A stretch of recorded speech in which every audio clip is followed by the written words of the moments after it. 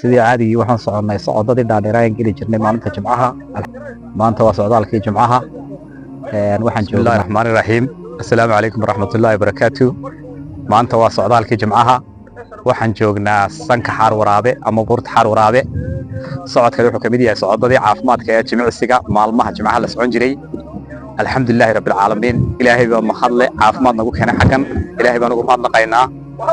dhammaan dadkeena aan soconin waxaan ku dhiirigelinaynaa inuu socodka Jimcuhu muhiim yahay inuu caafimaadka wax badan ka taro in dhulka lagu barto in faa'iidooyin aad iyo aad u fara badan leeyahay marka dadkeena oo dhan waxaan ku dhiirigelinaynaa intay meelaha wadaalada fadhi lahaayeen inay socodka Jimcaha socdaan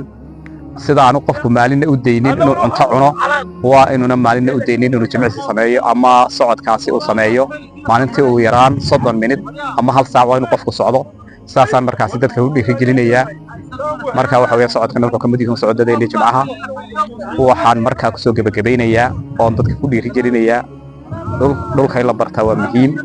caafimaad ahaan in loo socdo waa muhiim sidoo kale waxa weeyaan dadkeena dhammaantood waxa ku dhiirigelinayaa socodka Jimcaha sameeyaan. Assalaamu calaykum waraxmatullaahi wabarakaatuh.